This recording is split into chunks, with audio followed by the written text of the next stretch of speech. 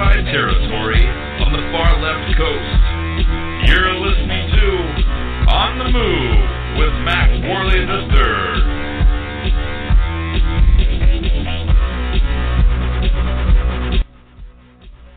Hello, ladies and gentlemen, boys and girls, and members of Mack. I'm Mack, Worley III. This is On the Move, the show that inspires you and everyone. Today is August 3rd, 2014, and we have a really good show in store for you today. I'm pretty excited about it. At 5:20 p.m. Pacific Standard Time, that's 8:20 p.m. Eastern Standard Time, we will be joined by a special guest and author, Robert Coleman. He's the author of the book, At the Mercy of the State, and we're going to talk about his real-life experiences in dealing with child protective services, and that is actually what the book is based on.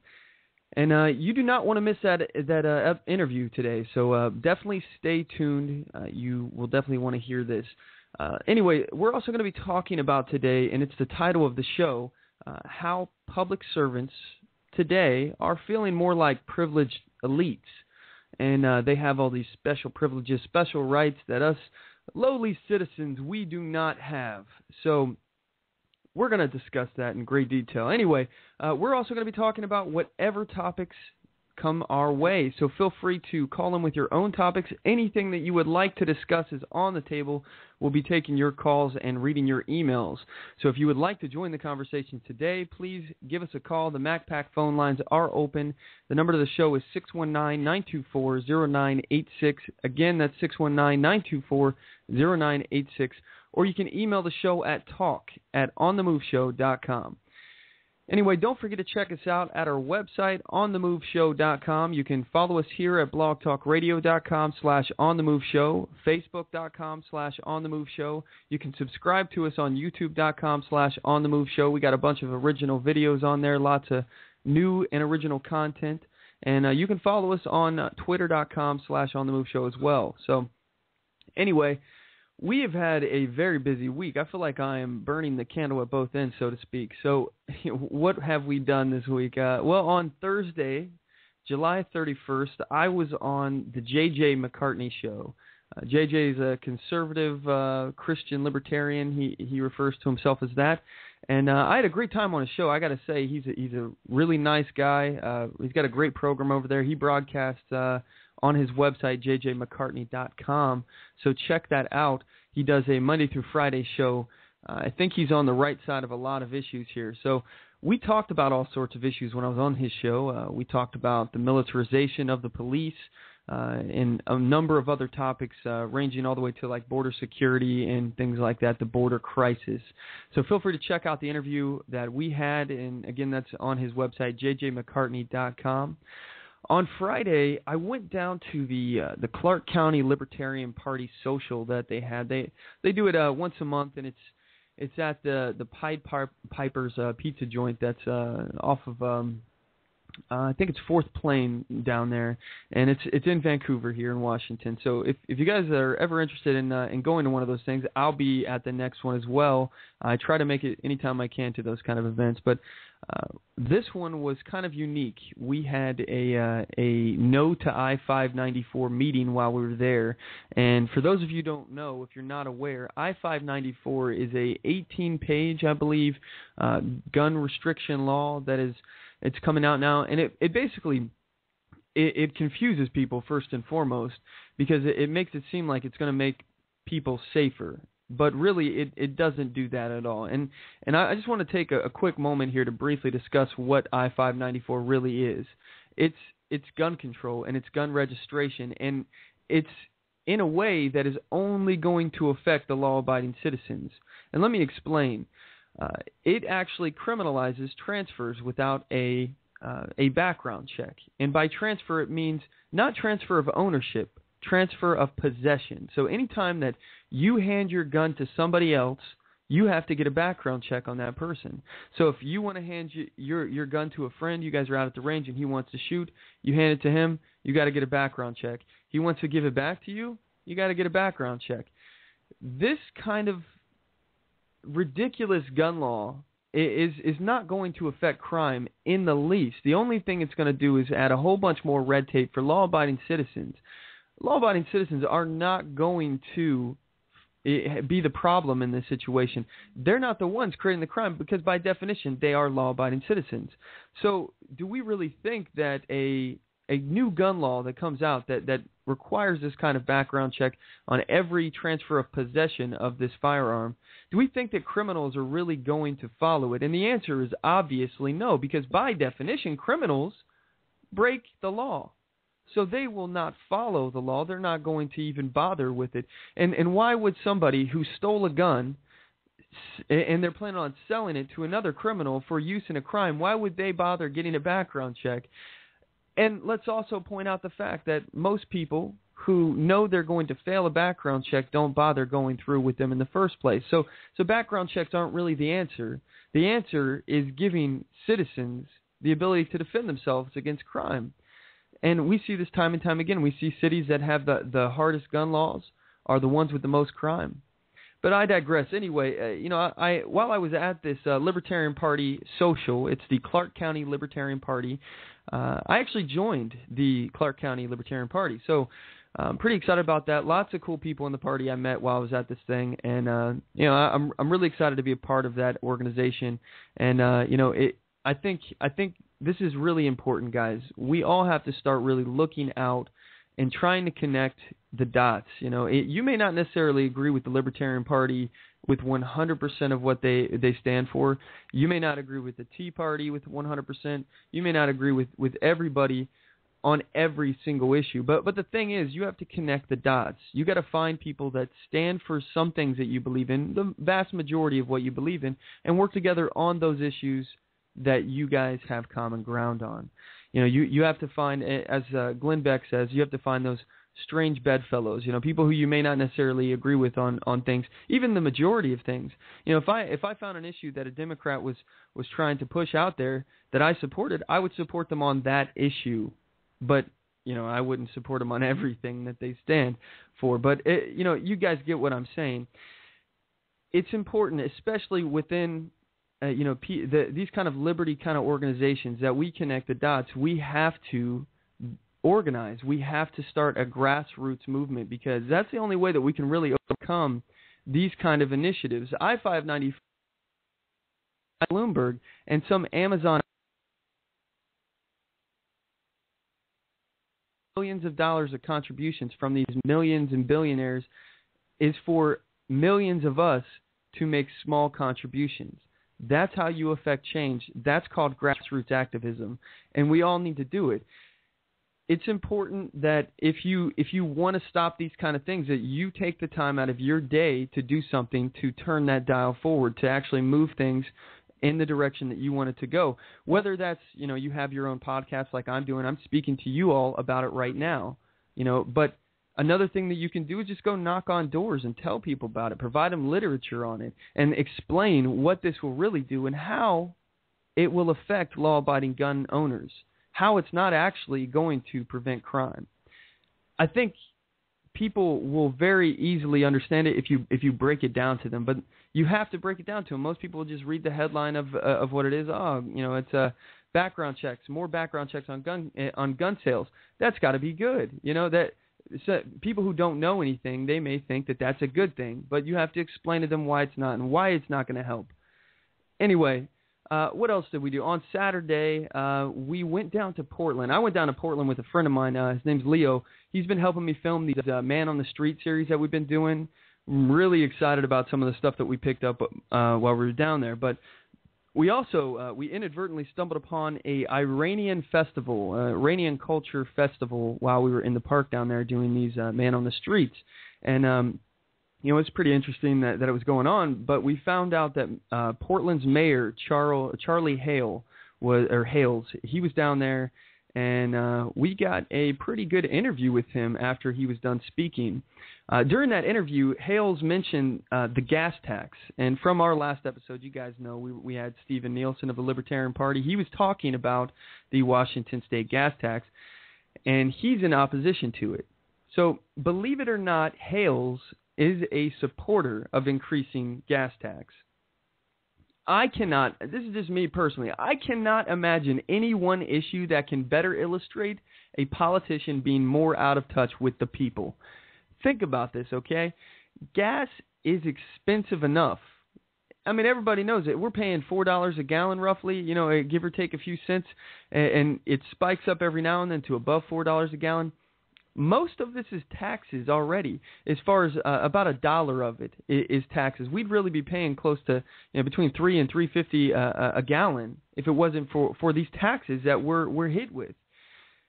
Hale's reasoning about increasing the gas tax is because he says that the cost of asphalt has risen and that the gas tax has not increased with inflation. He says the last time it increased was 93 or 94, something like that.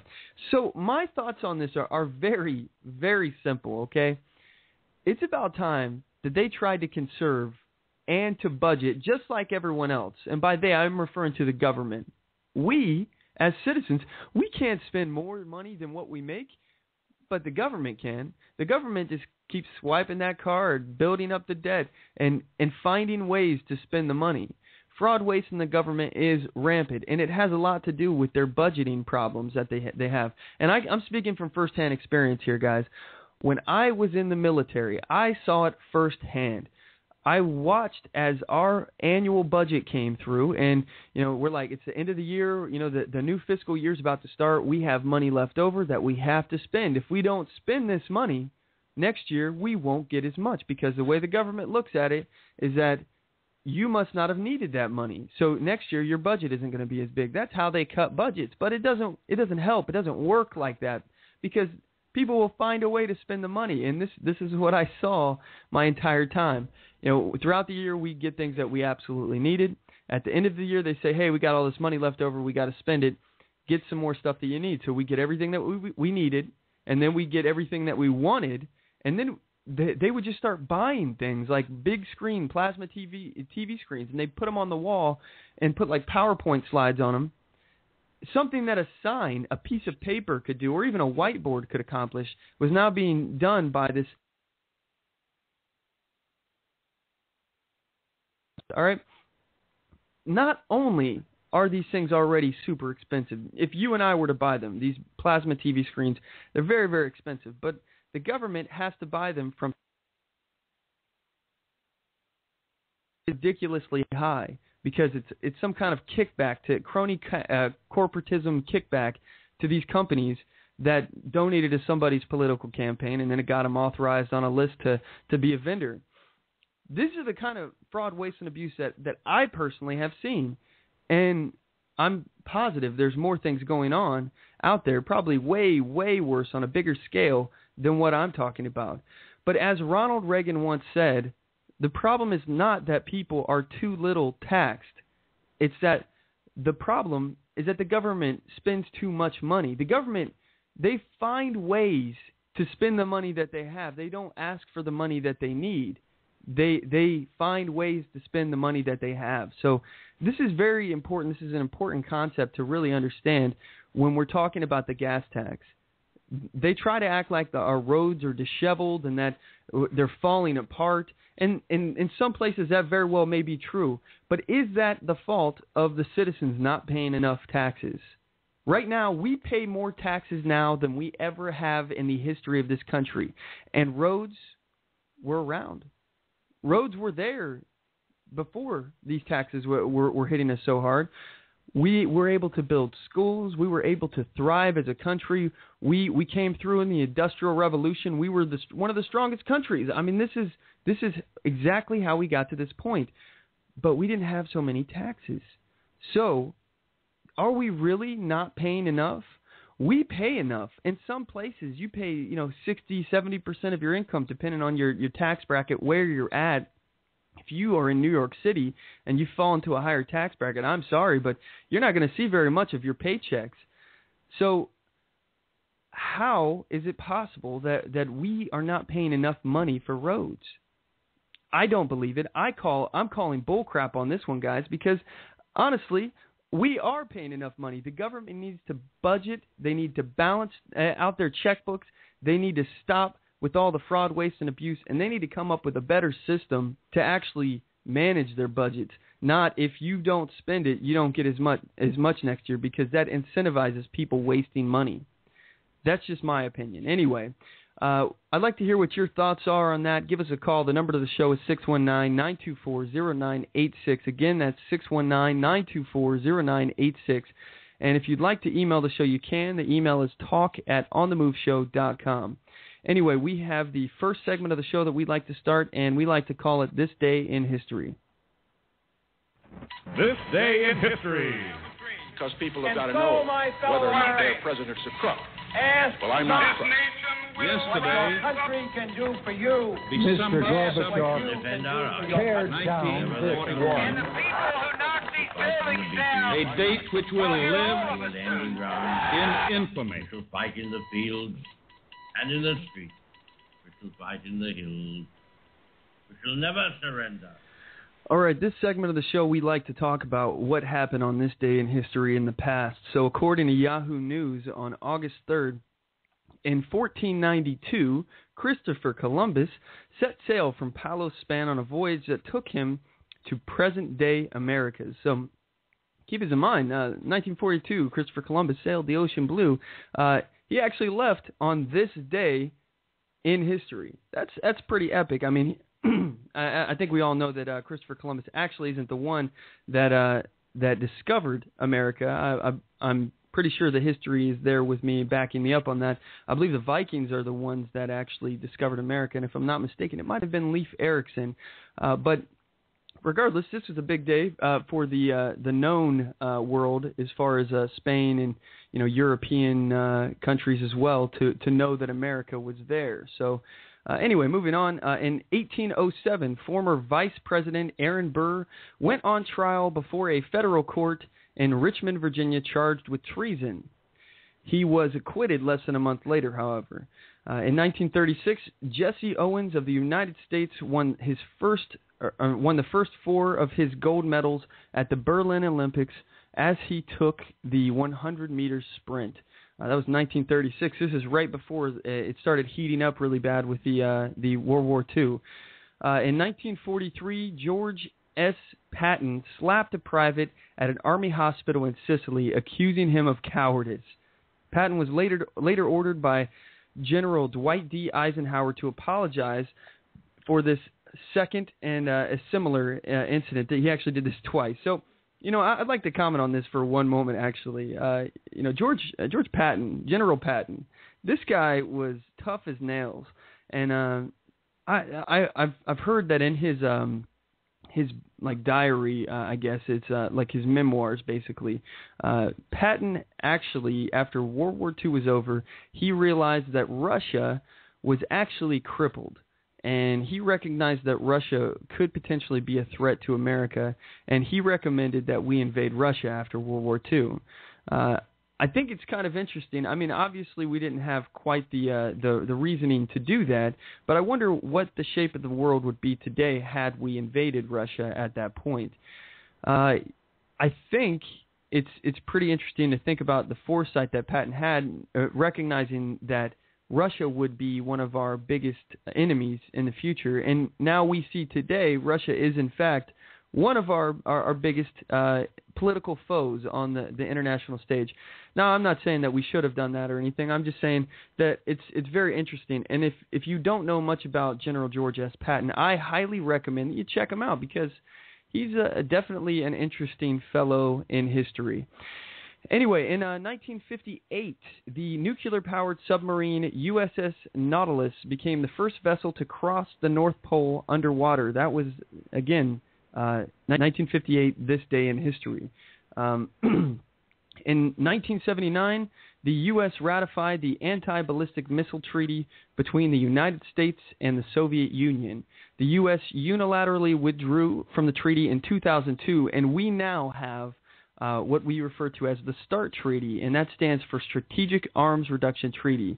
And that was a bilateral treaty between the United States of America and the Union of Soviet Socialist Republics, which is the USSR, on the reduction and limitation of strategic offensive arms.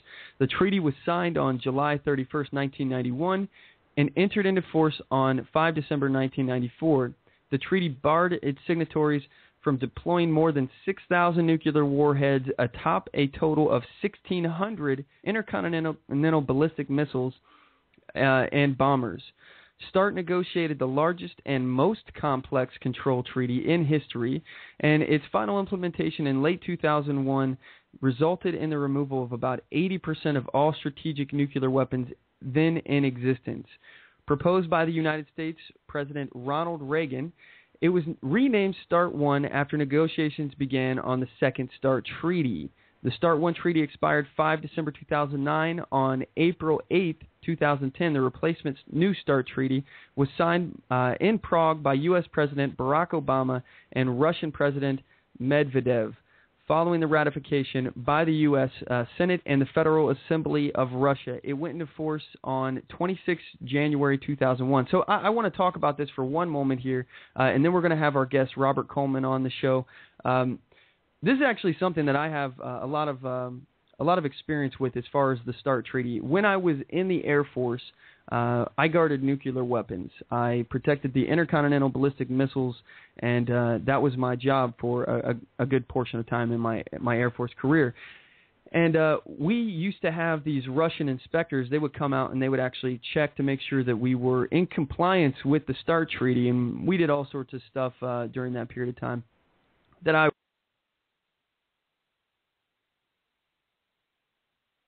we're still doing, and we send our inspectors over to Russia, check to make sure they're in compliance, and they do the same here. So in the last thing that we have here, it's kind of humorous, so I wanted to talk about it for a second. In 1981, August 3rd, 1981, U.S. air traffic controllers went on strike, even though they received a warning from President Ronald Reagan that they would be fired, and they were. You know, I like this about Ronald Reagan. This guy, he made things very clear where you stood. He was one of those guys that said it. If he said he was going to do something, typically you knew he wasn't bluffing on it, and he went through with what he planned to do. So he did fire these air traffic controllers for going on strike. I find that very kind of humorous.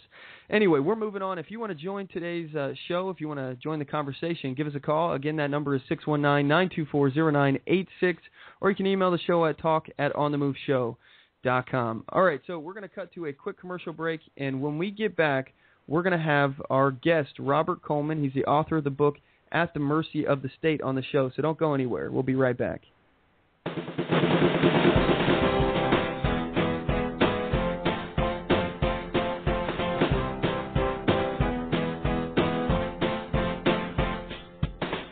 Support On the Move.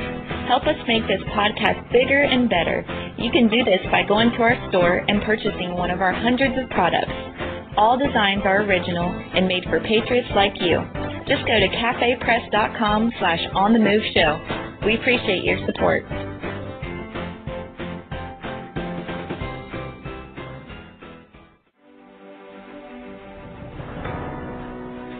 Hi, I'm Latasha Worley, and I work with candidates to creatively and effectively communicate their message to voters. I offer professional graphic design services from yard signs to flyers, from logos to vehicle magnets.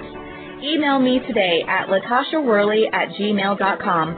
That's LATOSHA Worley@gmail.com for a quote on items for your campaign.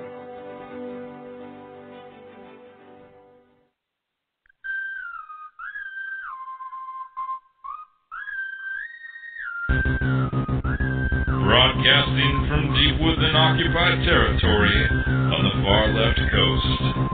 You're listening to On the Move with Mack Worley III. Stand up, speak out, and get on the move. And now your host, Mack Worley III. And we're back. I appreciate you all sticking with us. So at this point, we're going to be bringing on our guest. He's the author of the book, At the Mercy of the State. His name is Robert Coleman, and he's on the line. Are you there, Robert? Yes, I am. Hello, Matt. Hey, how you doing? Oh, I'm doing wonderful. It's good to hear you, and it's good to talk to you. I just wanted to thank you for having me on the show, and I believe you're doing a wonderful job. And I just pray that there would be more people out there that would step up to the plate, especially the young groups and the young youth as yourself. Absolutely. That's actually a conversation I've been having recently about like how to get more people of my age group. I'm 29 years old. I'd like to see more people my age or younger getting involved into the political process, and not even just that, but civics process as well. Actually understanding how things work and picking a cause, trying to get involved. And I understand your situation. It deals a lot with Child Protective Services. Is that correct? Yes, that's correct. It's not only just for our children's sake, it's for the children's sake. Everybody should get involved in this. Absolutely. So, can you give us a little detail as far as a little bit about your story and describe a little bit about your book and whatnot? Because your book is based off of the real life experiences that you had in dealing with CPS, right? Yes, that's correct.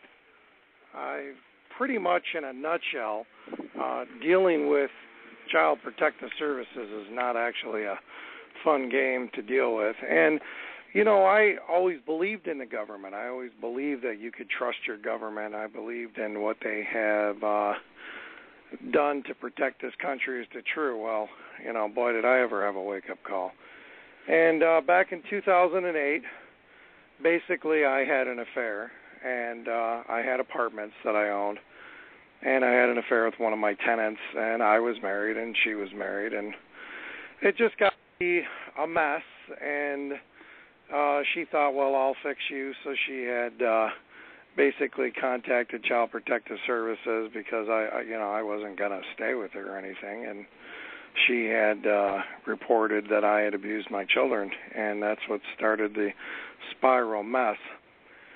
Now, through the period of time that when I wrote my book, I put a lot of documentation in there because this could happen to anybody. People don't realize that when the government fights you, they have unlimited resources, and you have whatever resources available at your fingertips.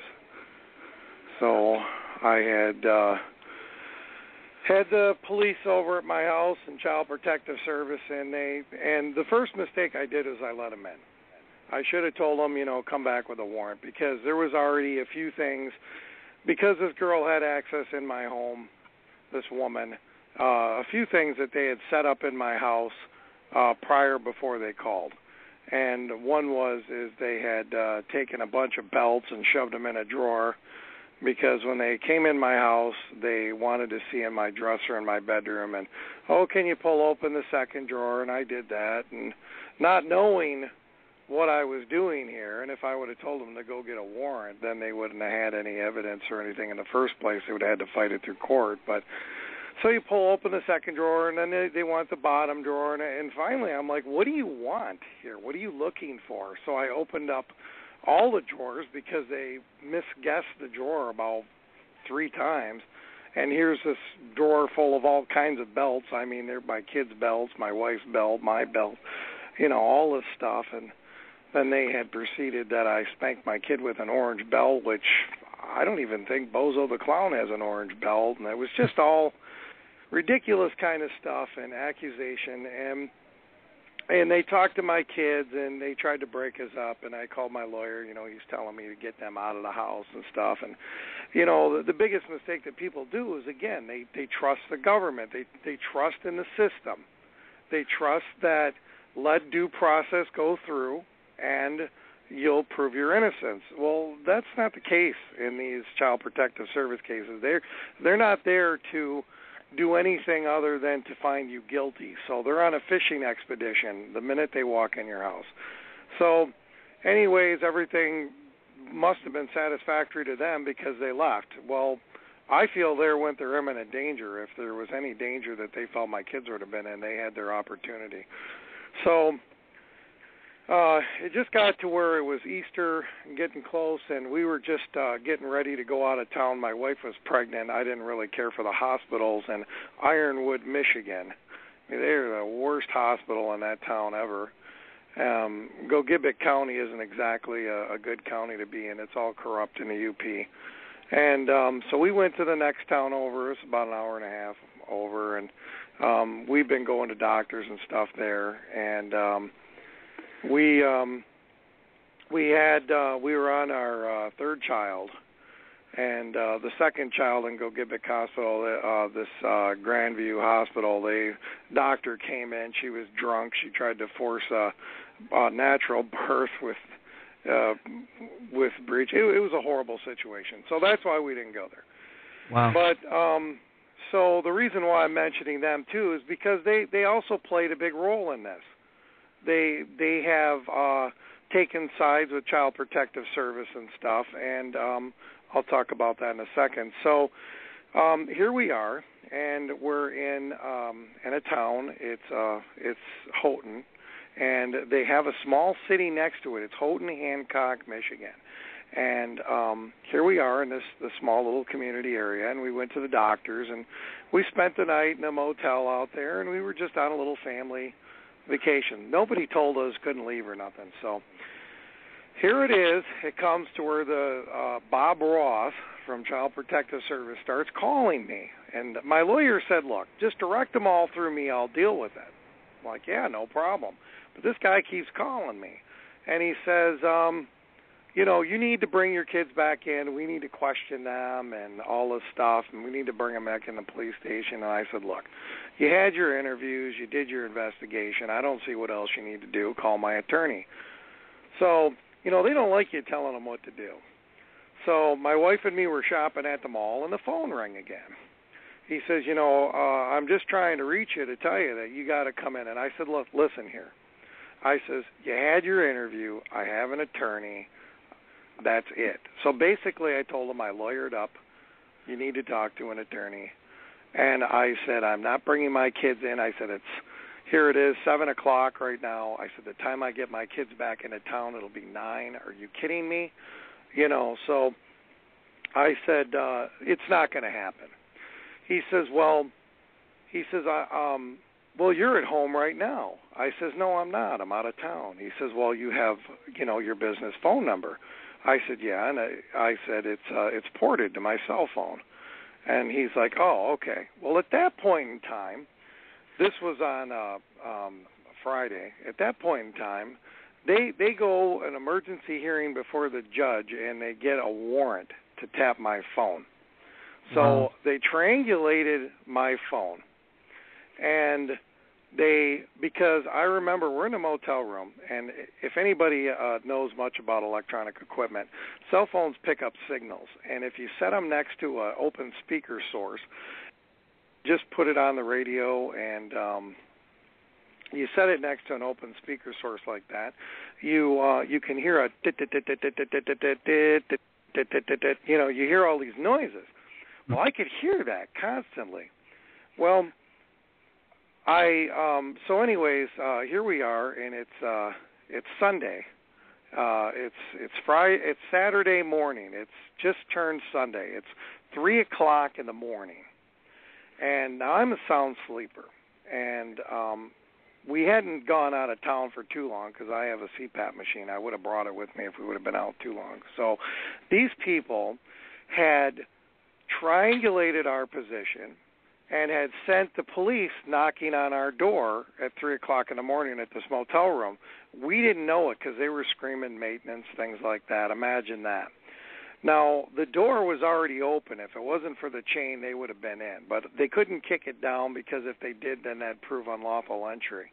They want to show that we let them in.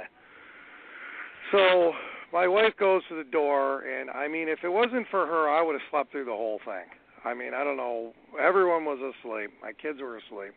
So she opened up the door. She let them in. Lights come on, and here is about 12 cops that are in the room. And there was a 15 total. They had Houghton City Police. They had Hancock City Police. They had the sheriff there. They had the state there, and they had the DNR there. Wild Game, whoever had a gun or whoever wanted to join in on the fun. I don't know who was protecting the city at this time because I imagine every car was over there. Yeah. But this is top priority, Robert Coleman's spanking case, So my kids are laying there, whatever, and they come in. They proceeded to go through the drawers. They grabbed my keys. They went through my truck. None of this stated on there. I looked at this paper, but see, they're already going to do what they're going to do because people don't understand. Once they do this, it's break the law and then apologize later type situation. And, the warrant said 400 South Suffolk Street, Ironwood. Another thing is we're in a different county, so they would have had to wake up a judge in that county and do an expedite or something like that. I mean, come on. We got to follow the law here. But when you're dealing with corrupt people who have their own personal agenda, this is what you have to deal with. Well, they didn't have a car seat to take my kid, because I had two of them. One was Janet was still pregnant with the little one there, and so they took the car seat out of my truck. And this is unbelievable. They never had any business going into my vehicle, nothing. But what are you going to do? These people, they're viciously attack you. So they take my kids. Now I wind up having a panic attack and a nervous breakdown, and I drop to the floor. Well, they get my kids in the car, and off they went. And an ambulance was en route, which had to wait because they wanted to clear my kids from the scene before the ambulance came. Wonderful, isn't it? Here, I could be going into a heart attack, and they don't care. They claim that they didn't want my children to see anything. They didn't want to traumatize them. Oh, gee. 16 police officers armed to the T isn't. So, what's that noise, Matt? We got a interruption or? Hello?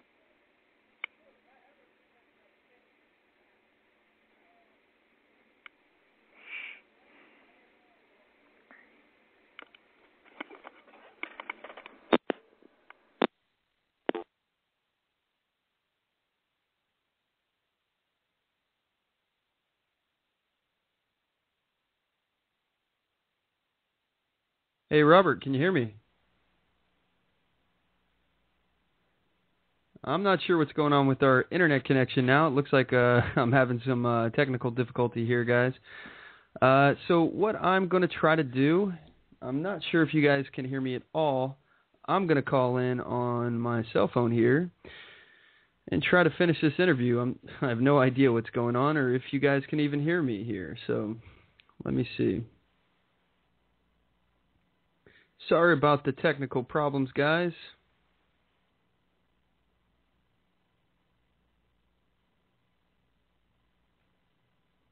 All right, don't go anywhere, guys. We're trying to get this thing all sorted out, so I do apologize about the technical delay here.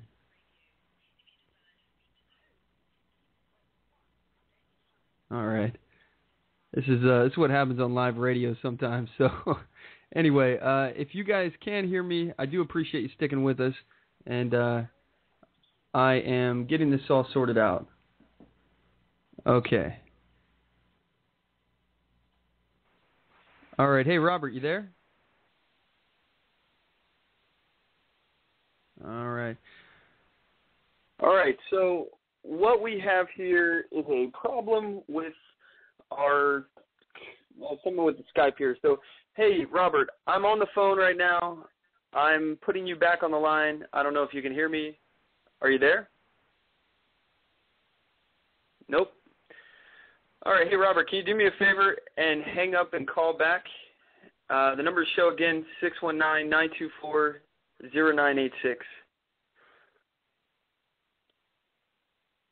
Okay.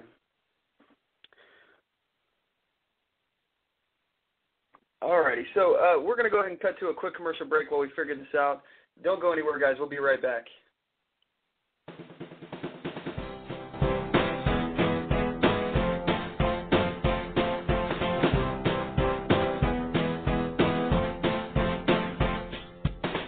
Support On The Move. Help us make this podcast bigger and better. You can do this by going to our store and purchasing one of our hundreds of products. All designs are original and made for patriots like you. Just go to cafepress.com/onthemoveshow. We appreciate your support.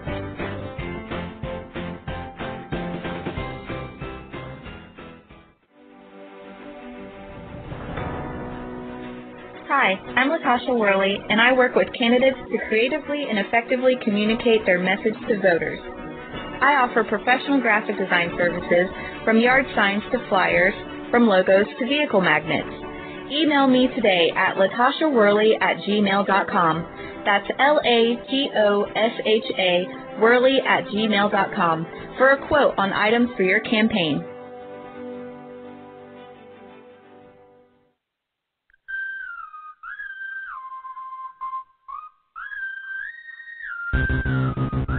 Broadcasting from deep within occupied territory on the far left coast. You're listening to On the Move with Mack Worley III. Stand up, speak out, and get on the move. And now your host, Mack Worley III.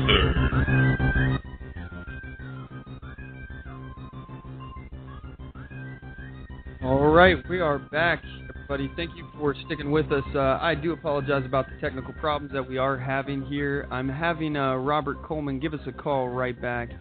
So I want to go over a little bit about what he was talking about, and he's back on the line. Robert, are you there? Yes, I'm here.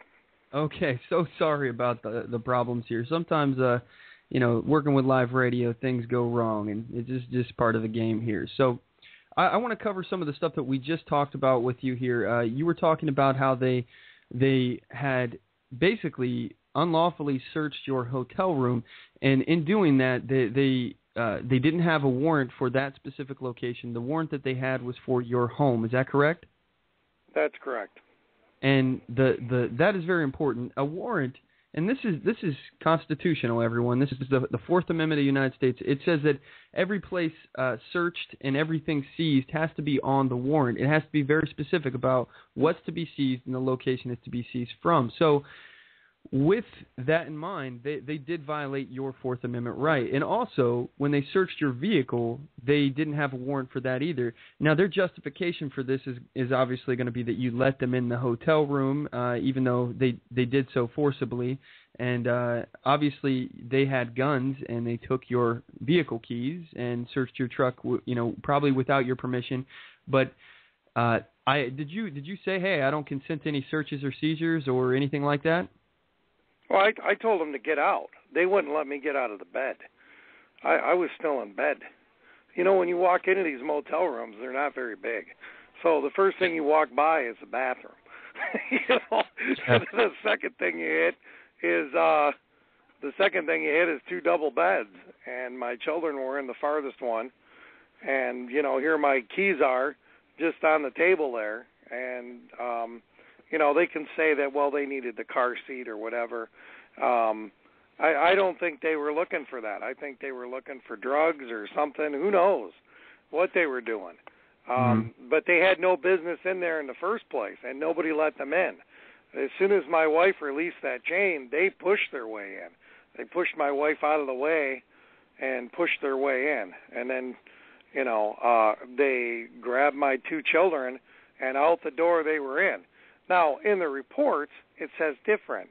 Oh, that my children, and I'm gonna be a little sarcastic on this, but when you read this stuff, you have to have humor because you're dealing with a bunch of idiots here. Is that they basically had baskets of flowers and were throwing flowers in the air and saying, "Yay, we get to be removed and we're happy."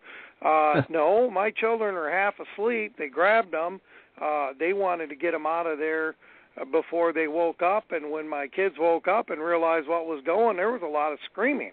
I mean, they kidnapped them, and they traumatized them. And they put them in the car. Now, I did go down to see my children, but what had happened is that the one wanted her blanket, and my little one was on a baby bottle that she was using. She was only 2, and we were just weaning her off of it. And I had to go up to get that from the room, and that's when I had collapsed. But, they just make up all kinds of stories. And they took my kids, and now here is the thing, and I want everyone to know this, that they investigate you, investigate them, because that's immediately what I did. I got taken to the emergency room by ambulance in the hospital, and after getting oxygen and stuff and it calmed down, my wife and me were on our way home. We called our attorney and stuff. Now, Monday morning we had to show up in court, and the first thing that they had stated was that we want your birth certificates, Social Security cards, and signatures to sign them off because you're done. And I'm like, that ain't going to happen. So, but that's the way. They don't expect for you to fight them.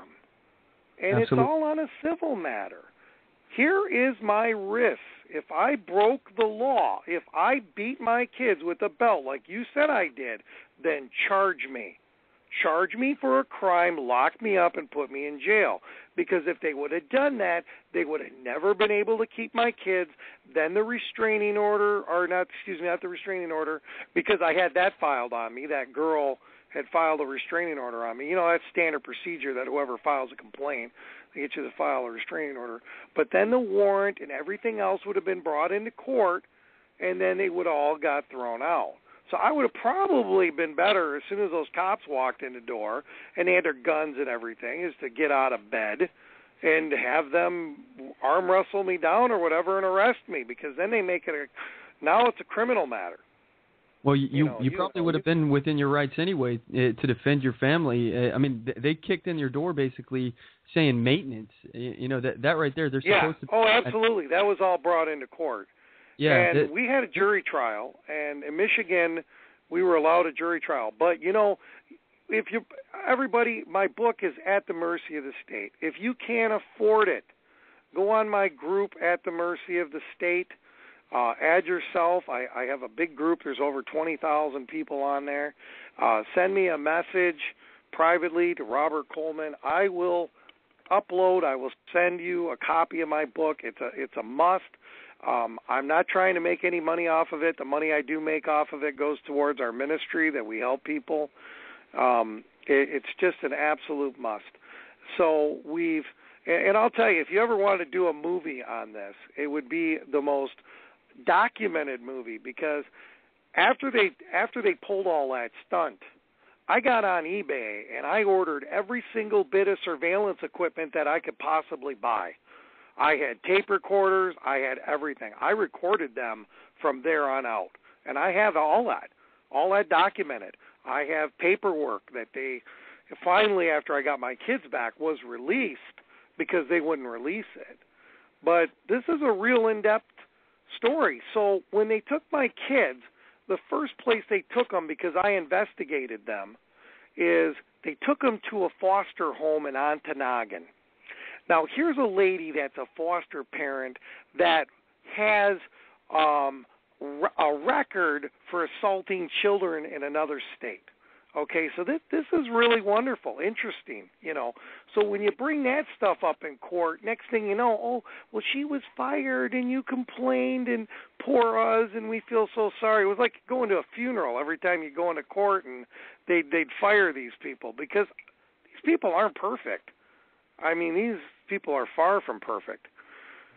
So my children were coerced into calling them aunt or their relatives, and they were telling them that you're not going to see your kids no more, and they're telling my kids that they're not going to see your mom and dad, or if you tell your mom and dad that we spanked you or whatever, because they were beating them up in foster care, then you'll never see them again. I mean, are you kidding me? This is horrible. Yeah. So, anyways, we go to the first visitation. Everything was well documented. It was well recorded, and you take more than one recording device. You plant 2 or 3 of them all over. Put one in a diaper bag. Put one in your pocket. eBay's got really nice ones for like $20 now. They're watches. I mean, that stuff's come down. I paid a couple $100 for my stuff, but its technology has dropped, and this is the problem. And I've watched the previews of your show, America. You were involved in that, weren't you? No, I wasn't in America. I looked at the credits or something, and I saw your name in there, so I didn't know if you were in that or not. But No. I guess if they want to give me credit for it, that's fine. But no, I didn't have any. Well, I saw the previews of it, and I think it's wonderful that people are doing shows like this to make people more aware of what's going on. But we need this. But see, everybody's got cameras now. Everybody does. You know, they just started with cell phone cameras and stuff when I was going through this problem. But you don't necessarily even have to point it at them. Just turn on the video and just point it at the ground. You know, at least you're recording the situation. So at that point, now we knew we were in a fight. Like I said, I own a lot of apartments. They wiped me out financially. And here the thing is that they really completely wiped me out, is my tenants seized an opportunity to destroy me because they didn't pay rent. And when I go to evict them or anything like that, and they knew what was going on, the courts never did nothing about it. And wow. I've had tenants. I literally had one tenant that left with the refrigerator, the stove, and all the kitchen cabinets. And one took a furnace. They were all brand new, newly remodeled apartments. But, you know, when you call the police, well, it's a civil matter and, you know, whatever. So let's talk about the difference in that, because this is, if they're charging you with a crime, if they're saying that you're beating your children, you know, that should be a crime. But they've changed the way the court works for this, and they've made this a civil matter. Can you talk about the process that they did with that and why it's considered a civil matter and how that negatively affects you? Well, I'll tell you what, here's why they do that. It's the pondering of evidence is a lot less greater. So in a court of law for like criminal, and I'm not an attorney, and, you know, to be honest with you, it's been a little while, I can't remember the percentages, but it's like the ponderance of evidence is 51% with the civil matter. Well, when a criminal matter, you're going to jail, you know, so they have to have a higher ponderance, and it's like 80% or something like that. So when they go to court, so here basically when you go to court before a jury trial, all of these jurors have to do is on one thing on the charges against you is true, you're done. That's it. Now, they take your children, and where it's illegal is right now you are fighting for your children back. But see, you cannot take children away until after the fact, but they have your kids anyways. So what they're fighting for is jurisdiction. Well, they already have jurisdiction because it's obvious they took your kids. So why would they go to court and go through all this stuff? Because they just follow the motions. It's all corrupt. Every bit of it's illegal. You know, you just go into court and you deal with them. So that's how you do it. Let me ask you, because you said that they did get a warrant. So I need to know, like, what judge would issue a warrant based on the evidence that you've told us? Because it doesn't make sense to me how that's reasonable suspicion or probable cause, and at least not enough to issue a warrant. So what was the basis for that search warrant? Well, what they do is they go to court, they make a court date, and you don't appear. You're not there. So it's just two CPS guys sitting there. Well, this is a woman and a man sitting there, and they're in front of the judge, and you are not there. You're not able to defend yourself. You're not able to cross-examine anybody. You're not able to do anything. So they go before the judge, and they just hear one side of it. So then the judge grants them the warrant to go and get your kids, is what they do, because it's listed on the warrant. See, when they come into your house, if they seize anything, it has to be listed on the warrant of things that they're allowed to take, or things they're allowed to look at, or things that they're allowed to, you know, you go into the house, you're allowed to search the whole thing. Well, it didn't say motel room. You're allowed to search the bathroom and all the drawers and, you know, the truck of the Colemans, or you're allowed to seize their car seat. So there's a word for that, and forgive me, I'm a little rusty with all this, but that's what they do. And there's a court word for it, and I'm sure a lot of listeners know what that's called when you go to court and they don't have you there defending yourself.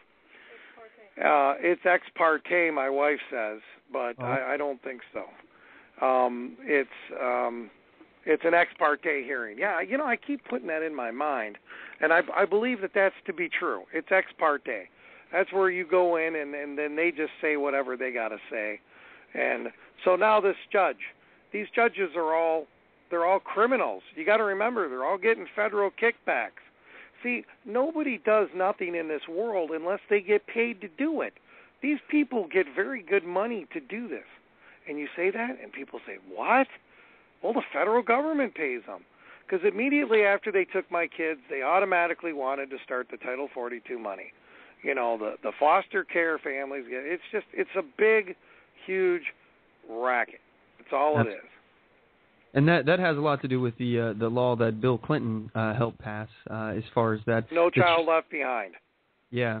So no child left behind law. The changes made it turn this into a civil matter rather than a criminal matter, and also it's negatively impactful to you because in a criminal case, if you weren't able to afford a lawyer, you would have one appointed to you. But that does not apply to civil cases. Am I right? Well, you can get one appointed to you due to the simple fact of the circumstances. Because when we had ran out of money, my attorney, their office handled these court-appointed lawyers, and he was then turned into a court-appointed attorney. Because, see, they have to have you have a lawyer in order to do all this criminally. And I'll give you a good example. I went through a divorce with my wife, not this wife here. God bless her. She's been with me through thick and thin. But everything was written out. This is what she gets. This is what I get. Everything is written all out. Okay? So we go before the judge. Her mother contests it. How did they get away with it? Because she was not legally represented by an attorney. Had she been legally represented by an attorney, I would have got away with it, but we used one attorney. What I should have did is used another attorney, and it would have handled that. Well, that's the same circumstances with this. When you go in, when my lawyer, there was a day where he didn't show. He was out of town, and I had to appear. And they were much different. And they handled things a lot different, and it wasn't rambling on and all the crap. I should have fired my attorney. See, if you fire your attorney, they'll force you to get another one. They want you to have an attorney so that if you appeal or anything like that, it's, well, you were legally represented. In my case, if anybody that I should ever sue out of any of this stuff, and people are probably going to fall out of their chair when they hear this, but in the case of Robert Coleman versus the state of Michigan, I should be suing my attorney is what I should be suing, because he did not represent us very well in certain aspects, and he allowed things to run astray in court. And that's just simply, when I finally got on him, he was going to remove the prosecutor. I don't want to jump around a lot. But, there comes a point in time where a prosecutor turns themselves into a persecutor, and it's no longer on a prosecution case. It's on a persecution case with a witch hunt, and they're on a fishing expedition. Because the whole time they have your children, you're under investigation. They are investigating you for everything. I mean, they'd follow us around, and they'd tap my phone, and, the only way to get them to stop listening in on your phone is to pull the battery. Yes, I haven't owned a cell phone since. I will not have. So here's what I did. After they took my kids and everything, they had AT&T. They had these little SIM cards. So I got a hold of a friend of mine, and I said, I'm going to swap SIM cards with you. Hey, no problem. Here we go. We both had unlimited services, everything else. The only thing was that they had to use my phone number, and I swapped SIM cards. Well, I threw them way off the trail because my friend lived in Wisconsin. I lived in Michigan. So they were way off the trail. They couldn't track me or do anything like that. So that went on until the warrant had stopped. Because, see, they have this open-ended warrant. They can do whatever they want.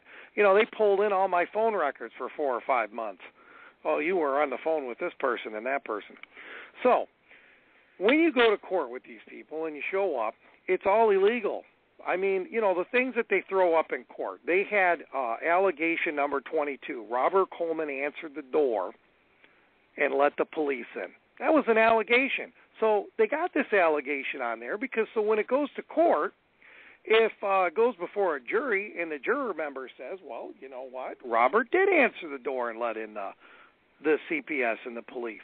So, therefore, 51% ponderance of evidence, I'm guilty. Wow. So that's how they do it. So Robert, as far as the outcome of everything, did you end up winning and getting your kids back and all of that? Or what was the end results? Yeah, what had happened is I got my children back. The smartest thing I did, and this is what I tell people all the time, and you know, I'm no attorney. I'm not going to sit here and tell people what, I'm just going to tell you what I did. I left my home, my business, my livelihood. I lost my reputation. I left. I got a apartment place in another town a couple hours away, and when my baby was born, they came to the house, and that had a whole new CPS division that was involved, and I moved to Calumet, and that opened up a whole new division. It was, see, corruption sometimes not all necessarily is across the board. It's in pockets. So, and I'll discuss that in a minute. So when I left, now they had to try to find allegations on the baby because, you know, they can't add the baby into the case because there was nothing against it. Would have had to be assault or something on my wife or something that would have injured that child. So, you know, this is what we did. We went and we moved. So now they can't pursue that. So by doing that, it was the best thing I ever did because it fought them in that aspect, and it got out of the corrupt county, and we got our children back. We went to a jury trial. I did lose that. There was no way I was going to win it. I mean, it went on for 3 days, and on the fourth day, the judge is like, well, you know, here it is on a Friday. It went from Tuesday to Friday, and we're going to wrap this up, he said, and we're going to get this done today. And, well, that's real nice. You know, the O.J. Simpson trial, that dragged on for a long, long time. I think it was a couple months. But this guy here he just already made my destiny here. So we did lose that. That gave them jurisdiction, and then after that, then they ordered us to do these parenting classes and all this other crud, and I was way ahead of them. I already did all that stuff. So we had security measures that were in place on that. And basically what I was doing is I went online when I went through this, and I found a case that was similar to mine. And every single thing that they did to that person, I prepare myself in my case. And lo and behold, I was a couple steps ahead of them. So we got our kids back. It was on the 365th day. It wound up in court that they were locking my children in the basement. I had pictures of them severely bruised and abused, and the judge kept them in that foster home, and it was on a Sunday, and when we went and picked them up, they just basically had everything in boxes. Now, here's another thing that's sickening. Things that we had given our children were brand new. Clothes that we had given them were never worn. Shoes. You could look on the bottom of a pair of white shoes, soles, and see that they were never used. They took all that away from them. They didn't give them anything. They alienated our children from all the belongings that we'd given them. Photo albums. Yeah, this kind of just despicable, the treatment that they gave to your children, and that they're supposed to be, you know, saving them from this kind of thing, you know, and obviously you're saying that never happened to begin with. So they take them from a healthy, happy family into this, you know, awful, horrible situation where they're being locked in a basement. It's really just disturbing. Unfortunately, Robert, we are running out of time here, and we got to move on. Okay. I'd love to have you back on soon and actually finish up talking to you about this some more. But can you, for our listeners, can you let them know where they can find your book, get more information about your story, and participate in anything that you have going on? I understand that you have some other things that you're working on too to help other people in this situation. Yeah, I have a ministry, and we try to involve ourselves to where, I mean, there's been cases where people didn't have a gallon of milk in their refrigerator and they lost their kids. Or there was a $20 electric bill that was owed or something, or, well, a couple $100, and their electric was going to be shut off. They lost their kids, Well, the guy never paid child support. It's things like that. So we have a ministry, and it's called State of Grace Ministries, and you can find us on Facebook. You can go to stateofgrace.org, and you can look up our ministry. You can donate if you want to help us out. But we also have a Facebook page. It's At the Mercy of the State, and you can join that. And we also have a couple other groups that are out there that we have. And my book is on Amazon, so you can go to Amazon.com, look up At the Mercy of the State. It's like $3 for a PDF and like $20 for the book. And like I said, all the money goes towards our ministry. So, and if you can't afford it, get a hold of me. I'll send you a PDF, and you can read it and look over it. And there's court cases in there. I know that when I first came out with my book in Michigan, a lot of attorneys bought them. They're in every single library in the United States except for the one in Michigan. They won't have my book. So, yeah. I wonder why. That's funny. Yeah, and they said they couldn't afford it, so I donated 300 of them to them. And everything else, and I got it back in the mail. So they don't want them. And maybe they couldn't afford it because they exposed what they were doing out there. They couldn't afford to be exposed. That's probably what they meant. Well, it clearly exposes them. It shows on how you can just manipulate the system. And, I mean, they had nothing. In the beginning, they had nothing. But I do want to add this, though, that, towards the end, after I got my kids back and stuff, there was one report that I was really, really curious to get. And I brought my child in with me to the hospital, and the doctor came out, and she said, "You lost your kid. You aren't getting that or nothing." And the attorney of the hospital was there, and my wife brought up my daughter, and I said, "You see that child right there? I have my kid back." You should have saw her jaw drop. You know what they were covering? My daughter was molested in foster care and was treated for chlamydia, and that's what that doctor was covering up. These people are animals. That is ridiculous, and I'm so sorry that you had to go through that, and more importantly, that your children had to go through that. It's terrible, it's despicable, and nothing can make them whole from that, and it's really horrible. I'm sorry. I'd love to have you back on the show, though. We could talk more about this. Unfortunately, we are out of time right now. So thank you so much for coming on the show, Robert. And I definitely would like to talk to you again. And with that said, guys, we're going to cut to a quick commercial break. And when we get back, we have a special guest that's going to hop on here. His name's Travis Couture. He's running for the 35th District for the State Senate out here in Washington, I believe. He's on the line. We're going to have him on in about 2 minutes, so don't go anywhere.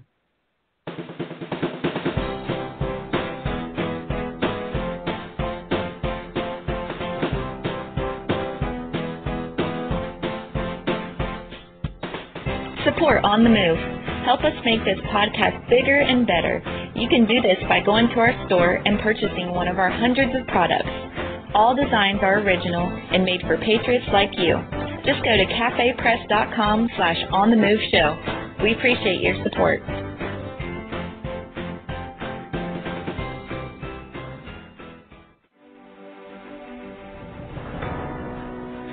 Hi, I'm Latasha Worley, and I work with candidates to creatively and effectively communicate their message to voters.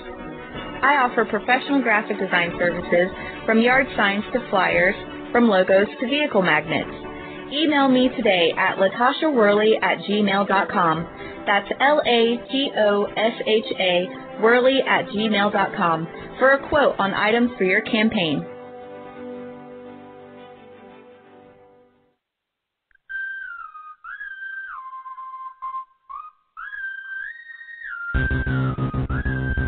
Broadcasting from deep within occupied territory on the far left coast. You're listening to On the Move with Mack Worley III. Stand up, speak out, and get on the move. And now your host, Mack Worley III. All right, we're back. I appreciate you all sticking with us. If you would like to join today's conversation, the number to the show is 619-924-0986. Again, it's 619-924-0986. I want to talk for one moment here about Robert Coleman and his situation and how it does, in fact, fit into this show. Where the show is titled Public Servants or Privileged Elite, and I think it illustrates the kind of corruption that can happen. These people, our government, these public offices or public servants, they're running amok. They're violating laws. They're violating search warrants.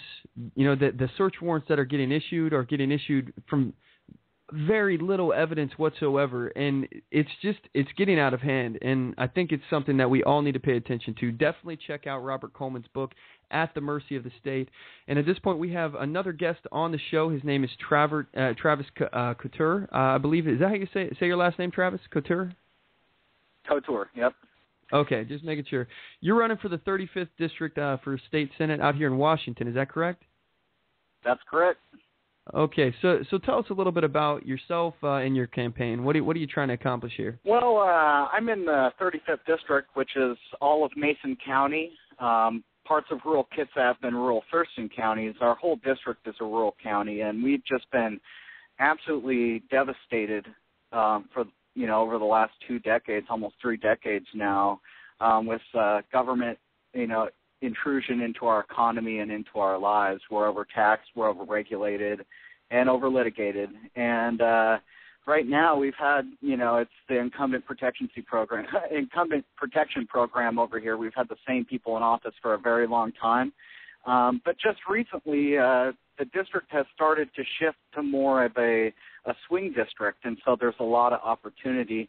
And this race is actually a really huge race. It's Crosscut called it a high-stakes gamble, and because the implications for what happens in this race are huge for Washington State. It depends.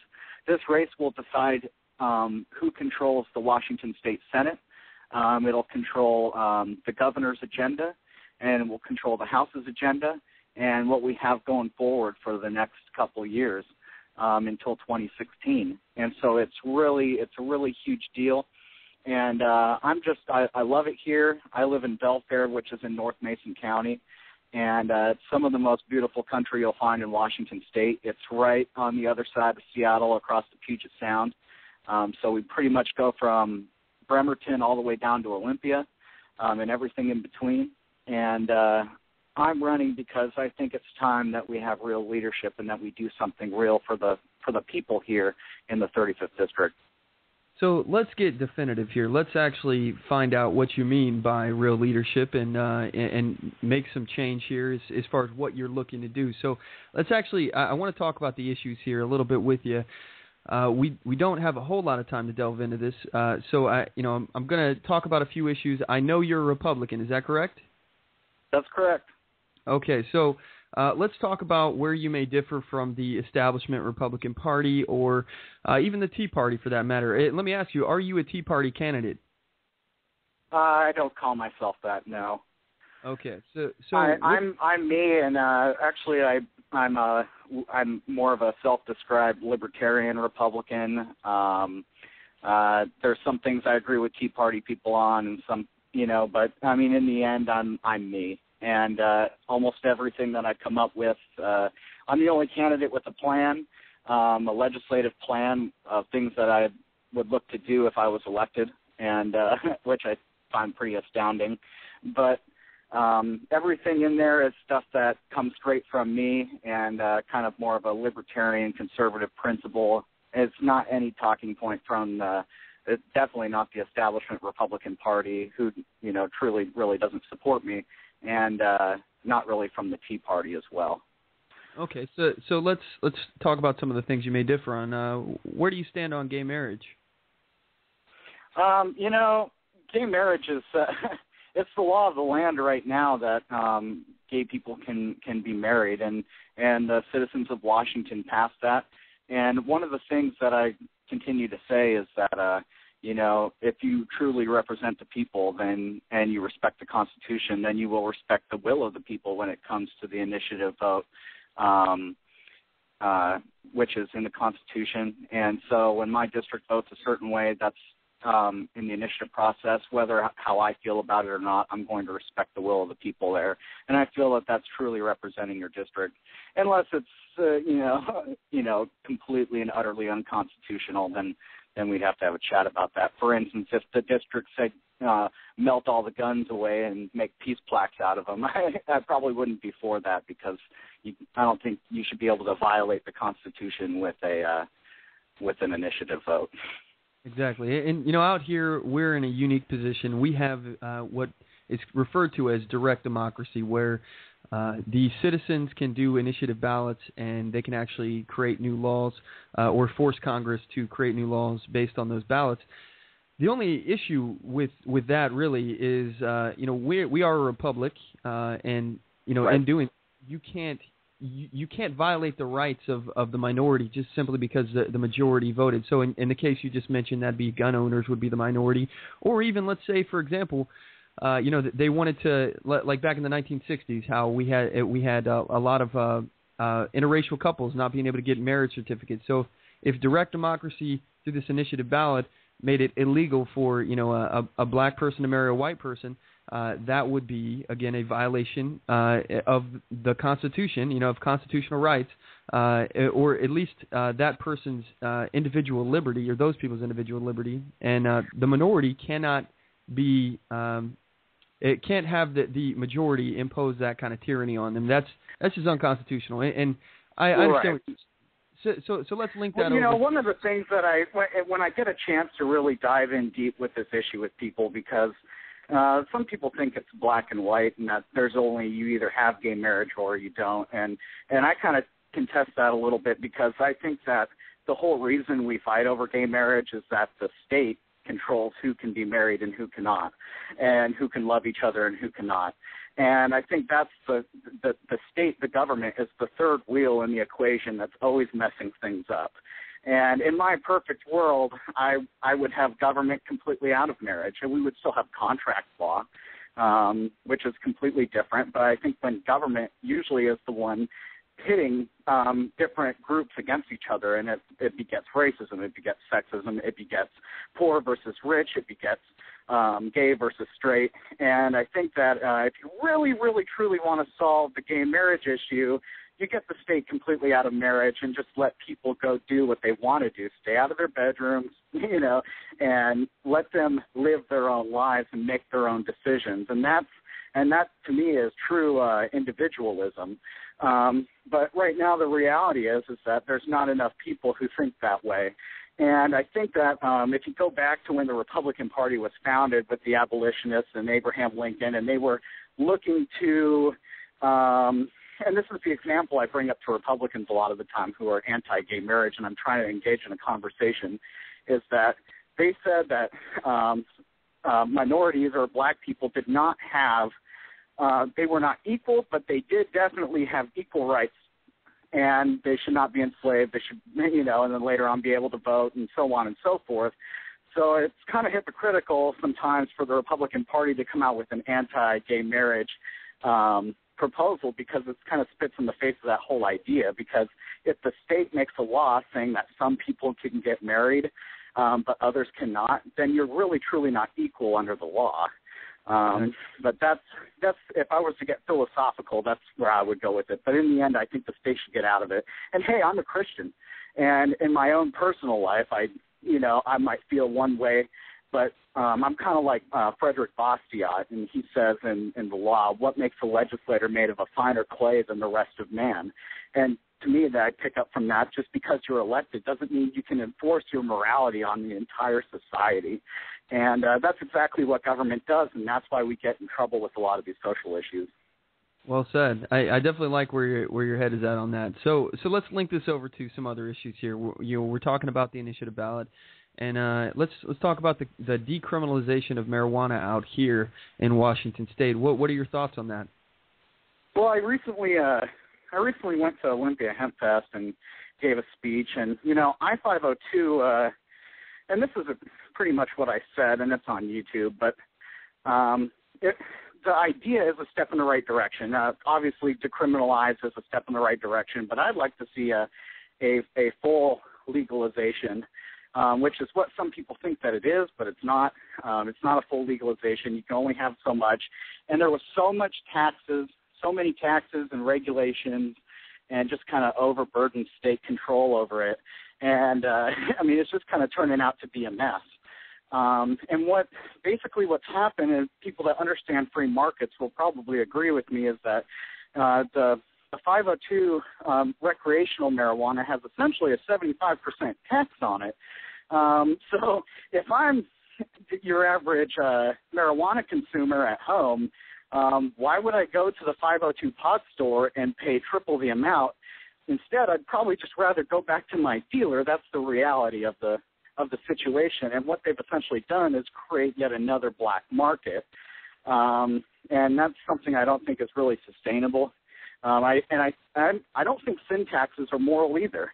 So if you tax cigarettes or alcohol or marijuana more, you're just taxing someone's vulnerable lifestyle. And I think that that's inherently immoral. And if it was me, I would seek to kind of way overhaul what 502 has done. But if you follow the Constitution, you really can't until 2 years after, because when the initiative is passed, the legislature is really not allowed to touch it for 2 years. So what you've got to do is get really creative and try to figure out ways to work around, especially what we have to do right now and what we can do, and we don't have to wait for, is start to enact measures that protect medical marijuana, because 502 has placed a relentless attack on medical marijuana. And that's, some people can't really differentiate. The average voter has a hard time differentiating between medical and recreational. Sometimes they think they're the same thing. They're absolutely not. And personally, I know people that have had their wife, their child, terminally ill with cancer. They're going to die, and maybe they have 6 months to live. And as a last-ditch resort, they give them medical marijuana, and lo and behold, it buys them a couple years with their family member before they pass. And why would you take that away from somebody? And furthermore, why would you tax it into oblivion? It doesn't make a whole lot of sense. So when the left tries to tell you how compassionate they are, there's an example of really how truly uncompassionate they are. Absolutely, absolutely. So we also talked about the gas tax a little earlier in this episode, and I brought this up with Steven Nielsen. He was on the last episode of the show. I'm curious what your thoughts are on the gas tax as well. Should we increase the tax? Should we keep it the same? What are your thoughts? Absolutely not. I've taken a pledge to the voters in my district and everywhere else that I absolutely will not vote to raise taxes ever. If you're truly for free markets, then that's what you would say, and it doesn't have to be a partisan thing. But here's another example where I would break from either my opponent or actually both of my Democrat opponents or the establishment Republican Party. Is what you had last time is Jay Inslee and the House Democrats wanted to increase the gas tax to 11 cents or 11.5 cents, and then you had the Republican caucus, Majority Coalition caucus in the state Senate. They asked for a higher gas tax than what even Jay Inslee wanted, and more spending in the transportation bill so we could get more projects like Big Bertha, a tunnel boring machine that's worth $1 billion that doesn't even dig, and so we could get more ferries lift to 7 degrees, and we can have all these problems, pontoons that don't float. And how about the Columbia River crossing, where there's so much waste, fraud, and abuse in something like that? It's absolutely preposterous. They wanted to build a $10 million museum. That was part of the bill. And the museum has nothing to do with the crossing.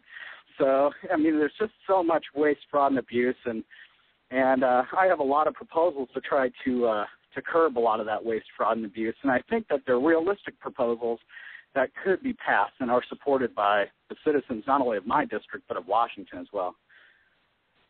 Well, I really like that. Especially the promise not to raise taxes. As I said before, we are not undertaxed. I think it's here's very... the thing: if we raise the gas tax, we'd be one of the highest. We would be the highest gas tax in the nation. And not only do they want to raise the gas tax, but Jay Inslee is proposing that we do cap and trade, and which would essentially add another $1 onto your gallon of gas. So now we're talking about $1.12, $1.15 or something. And, I mean, there's people right now where I'm at, gas is $4.10 a gallon. And you could see how much money the person before you, that pump before you, had put in the pump. And sometimes it's over $100, and you just got to think that sometimes in a tough economy like this, those people are choosing gasoline to get to work over groceries. And so I think that it's absolutely ridiculous, and there's a lot of Olympia politicians who have just grown out of touch. And one of the things of the Republican caucus, when they proposed more spending, more taxes than Jay Inslee with the transportation bill, and that was Curtis King from Yakima who put that up, and my opponent helped him. And, it's just ridiculous that because they just thought that they could spend the money better. And they missed out on the whole philosophy that, the to the right philosophy that government just does not spend your money better than you do. And it's hurting people, especially in my district. We're the poorest. My county is the poorest county in the entire in Washington State. We have a per capita income of $16,000. That means people are living here. Most of the people live here off of that range of $16,000. And could you imagine how much just a couple cents on the gas tax hurts them? And so I think that's stuff that's immediately got to stop. And I'm the only one, I think, saying we need to lower the gas tax, at least in this race. But, we can't keep wasting money at a broken system like the DOT and expect it to get better. We have to fire some of the people in charge of that and look for real reforms. Right now in the DOT, the people are essentially charged a double tax for every project that we do. We're charged sales tax on top of those projects. So we pay twice. And that's just one of many reforms that we need to get done right away because it doesn't make any sense. It's pretty refreshing for me to hear this coming out of a Republican right now. You do sound like a Libertarian when I'm hearing what you're saying. So let me ask you, why did you choose to run as a Republican and not a Libertarian? I've been a Republican, and even though they pretty much test my patience, and I filed as a Republican, and that's just what kind of direction I've gone in, and it's. The two-party system definitely has a lot of control, but I like to contest to people that it's not always about the party label that you have. It's about your ideas and about what you plan on doing and your core philosophy. So, I always tell people that I choose principle over party and people over politics. I'm sick and tired of politicians using our money for the next election cycle to posture for their next run for office or their re-election campaign. And I'm sick and tired of people blindly towing the party line. And really, it's not a big deal to me. I don't think about that too much. But I think that liberty is kind of rising in Washington State, and there's multiple third parties. Some I don't agree with, and some I really do agree with. The Libertarian Party is building itself quite well right now, and over in Seattle, we got Kashima Sawant building a socialist party, and that's the one I don't really like. But, so I think that third parties are starting to get out. And in my district, we have one of the most independent districts in the entire Washington State. We have two independent party county commissioners, and the independent vote is pretty high. So, I never rule anything out, but right now I'm a Republican. So let me ask you, because one difference that I noticed from the Libertarian Party is that they typically don't take donations from super PACs or big corporations. What's your philosophy when it comes to that on this campaign? Well, I don't really necessarily disparage people if they take a donation here or there from a business or anything, but I personally do not take any kind, and I have not taken any contributions from out-of-state corporations, big time lobbyists, or union fat cats, and I like doing that. I like being that independent like that because I don't feel like I have to be beholden to somebody. And lo and behold, it hasn't really hurt me. I've still managed to raise money and do everything I need to do. There's this lie in politics that you have to raise monolithic amounts of money to win an election, and we've seen a couple times already that there's a certain amount that you have to raise to get things done, but you don't necessarily have to be the millionaire candidate to win an election. So you said that you're not taking out-of-state corporate money. What about in-state? Well, I want to be careful. I have taken money from small business owners who are technically filed, because even the smallest business owner can be filed as a corporation. So, but I haven't taken any big corporate money from in-state either. So I've got I think $700 in business donations. If you think someone could be bought off with $700, then I'd probably just laugh. But all those businesses are businesses within my district. They're people that are invested in the community, and they believe in the message, and they donate $100 or something like that, or $50. And a lot of these people, they think I got a donation from Subway. But it wasn't really like Subway corporate. You got to remember, a lot of these people are franchise owners, and this was a guy that was just desperate for someone else to get in there. So they didn't raise minimum wage, they didn't raise B&O taxes, and so on and so forth, because they really have razor sharp margins and they employ people. So sometimes you got to be careful with the way you phrase things, because pretty much almost every business in Washington State is technically a corporation. So with that said, would you make a campaign promise not to accept out-of-state corporate donations? Yes, and I already have. Okay. And I've also made a pledge to not take union money that's been forced. So forced union dues, people who, and this is like me too, where I work, I'm forced to be in a union, and they take my forced union dues, and they sent it to my liberal Democrat opponent. And obviously I'm opposed to that. But so I've taken a pledge that I won't take money that's forced. So forced union dues, I've also taken that pledge. And I think many other candidates have. That's a Freedom Foundation thing that they put out. And I was happy to take that pledge. I've also taken the do not raise taxes pledge, and balancing the budget, pretty much covered the gamut on that. All right. Well, so we're going to have to move on here to the next segment of the show, but I do appreciate you coming on the show, Travis. Can you give our listeners some information about any website, social media, stuff that you guys have, and also anything that people can do to get involved with your campaign? Yeah, sure. I'm pretty active on social media, so you can look me up on Facebook. My last name is spelled Couture, and I have a website, traviscouture.com.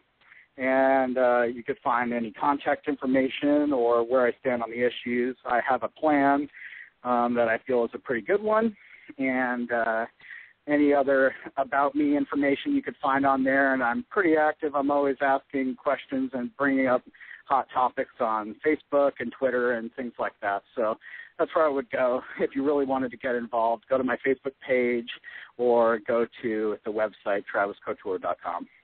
Outstanding. All right. Well, thanks so much for coming on the show. And at this point, guys, we're going to cut to a quick commercial break. And when we get back, we're going to start into the next segment of the show that we like to call Ask Mack. So don't go anywhere.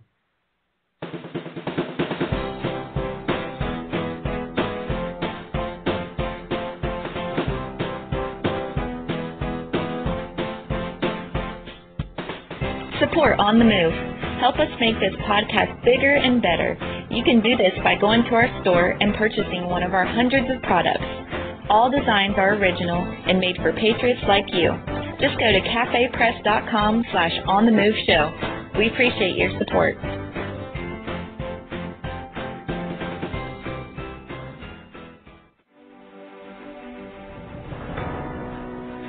Hi, I'm Latasha Worley, and I work with candidates to creatively and effectively communicate their message to voters. I offer professional graphic design services from yard signs to flyers, from logos to vehicle magnets. Email me today at latashaworley@gmail.com. That's LATOSHA Worley@gmail.com for a quote on items for your campaign.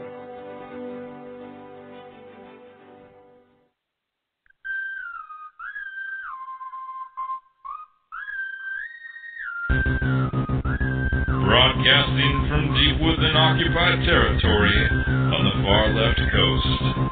You're listening to On the Move with Mack Worley III. Stand up, speak out, and get on the move. And now your host, Mack Worley III. All right, we're back. Thanks for sticking with us, everyone. The number to the show, if you want to join the conversation, is 619-924-0986. Again, 619-924-0986. Or you can email the show at talk@onthemoveshow.com, and you can get involved that way. So, we're entering into the next segment of the show, and we like to call it Ask Mack. It's time to ask Mack. You've got a question? He's got the answer. Time to ask Mack. When you got a question, time to ask Mack. All right, this is a segment of the show where I try to answer your questions live on the air. You can ask your questions in several ways. Of course, you can call in, 619-924-0986. You can email the show at talk@onthemoveshow.com. You can post your questions at our Facebook page, facebook.com/onthemoveshow. You can tweet us at onthemoveshow. And when you do that, just make sure that you include the hashtag AskMack so I can find it.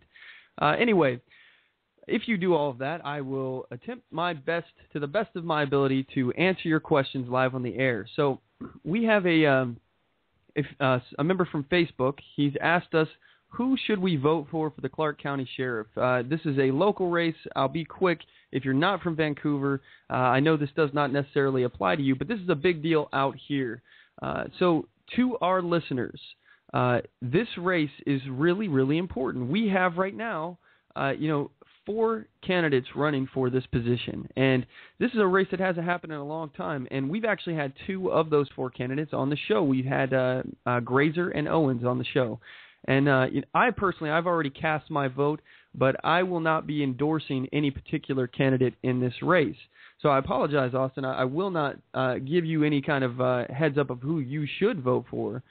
However, I will tell you who you should not vote for. I highly recommend that no one votes for Adkins, and let me explain why. On Adkins' website, he said some people like to ask what-if questions when it comes to gun rights. It's not my practice to engage in hypothetical scenarios. The what-if questions are best dealt with by becoming involved in local and state political races and working on behalf of candidates that support your Second Amendment rights. That being said, I cannot envision a scenario in which I would participate in the wholesale confiscation of firearms. So, first of all, that statement, and I just want to point out the fact that he took it off his website. I just checked the other day. It's not there. It's no longer on there. And if it is, I can't find it. He's buried it somewhere. So I'm guessing that he's received some flack. I know I have said in the past in several Facebook posts that I have a problem with this guy for this reason. Now he's removed it from his website. He's attempting to hide how he really feels on the subject. So let's talk about this. To the layman, this may seem like this guy's a Second Amendment supporter. He's saying he wouldn't support the wholesale confiscation of firearms. No, that's not what he said. He said he cannot envision a scenario in which he would participate in the wholesale confiscation of firearms. That sentence right there, very, very important, all right? First of all, gives him an out. He can say, I didn't envision this scenario. I never made a promise not to confiscate firearms. I just said I couldn't envision a scenario. There's no way that I could have expected these circumstances to happen, the stars to align to where now I have to participate in wholesale confiscation of firearms. But that's not all. What is wholesale confiscation? Is that every single person, or is that from the elite few that are allowed to have it, or is it just, if it's not everyone, is he okay with just confiscating some people's firearms? Is that what it is? Maybe people who the government doesn't want to have, maybe people that are determined too dangerous to have a firearm, like liberty-minded people, like I don't know, libertarians or Tea Party members. Maybe people like that are just too scary to have firearms. So maybe that would be okay for him. I don't know. And I'm not saying that this is what he believes, but I'm saying this kind of non-committal answer, when somebody is asked, would you participate in gun confiscation? This answer is a problem to me. I will never vote for anyone who gives this kind of answer. If I ask you, would you ever confiscate firearms from American citizens, and you don't reply, no, never, I never would, you just dodged that question. And let's point out, this was posted on his website. No one asked him this. It's not like I asked him and then he came out with this answer. It's not like he came on the show and gave this interview and this is the answer he gave me. It's not even like somebody recorded him and put it on YouTube and this is what happened. No. He just came out with this out of nowhere. So this is his own statement that he released on it, and it's very non-committal. This is a weak response to that question. So, I personally would say do not vote for this man. Atkins is probably the worst candidate for the job, not to mention he's got pictures on his website. He's very, very proud of the fact that he shook Bill Clinton's hand, and he's running as a Republican. It just doesn't make sense to me. All right, okay, you shook a president's hand, or maybe, I don't know if at the time it was a former president. I don't care. But he apparently does, enough to where he put it on his website, and he's running as a Republican. So he doesn't apparently think that will hurt his cause at all, but I think it does. So anyway, do not vote for Atkins. The other three that are in the race, you've got Grazer, Owens, and Shane Gardner. Please make your decisions. Look up your information yourself. You got 2 more days, 3 if you include today, to mail in your ballot. So check that out. Make sure that you find out what candidate that you want and make your decision from there. But I will not give you who to vote for. That is a very personal decision that only you can decide. Anyway, we are moving on. That is this segment of Ask Mack. So thank you for Austin for the support first and foremost, and for getting on the move. And again, if you have a question that you would like to ask me on the air, you can ask it in several ways. 619-924-0986. You can email us at talk@onthemoveshow.com. You can post your questions on our Facebook page, facebook.com/onthemoveshow, and tweet us at onthemoveshow. Don't forget to include the hashtag AskMack so I can find it. All right, so anyway, we're moving into the next segment of the show, and we like to refer to it as the Mack Attack.